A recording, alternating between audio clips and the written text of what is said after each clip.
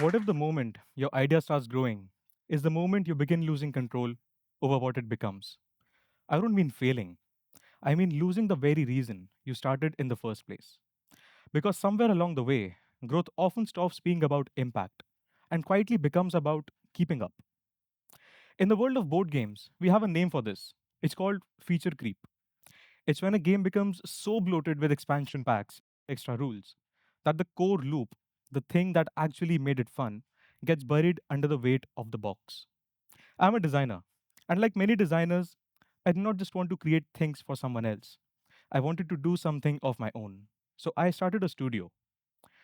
At the beginning, I was doing everything: prototyping ideas, designing games, building websites, whatnot. I was just figuring things out as I went. And for a while, that exploration made sense. But eventually, I realized I did not want to do everything. I wanted to do one thing well. I narrowed my focus to tabletop gaming, and suddenly, the work felt sharper and more intentional. But just as things were becoming clear, the outside questions started flooding in. What's your scale plan? How fast are you growing? Why don't you hire? Individually, these are good suggestions, but together, they create a very specific pressure: the belief that if you're not growing fast, you are falling behind. At some point, I started believing that. I thought maybe I was thinking too small. So I began saying yes more often.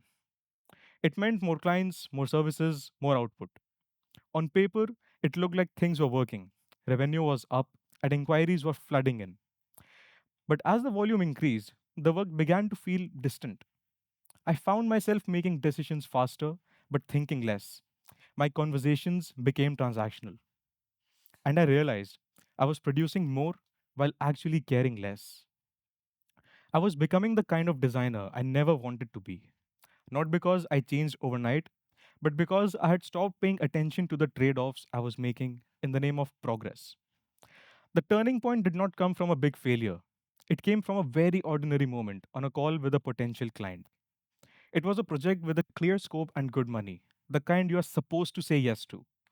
But I caught myself. I realized I had already decided to say yes before I even asked a single question. I wasn't saying yes because the project aligned with my mission. I was saying yes simply because it added to my growth.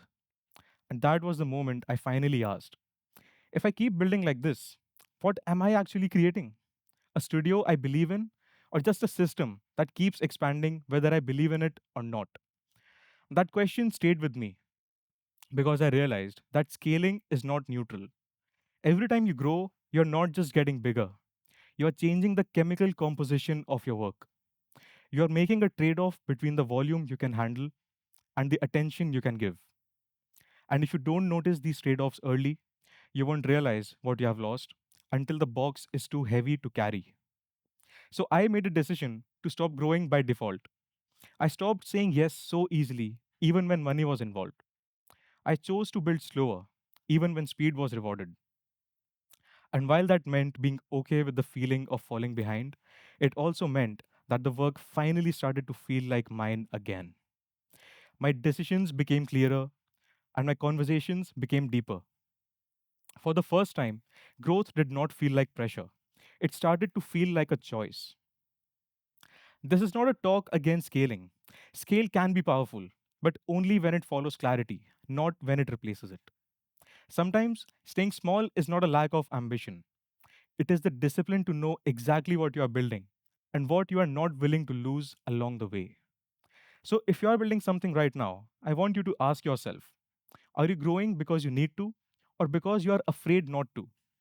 Because sometimes the most transformative decision you can make is choosing exactly what not to grow. Thank you.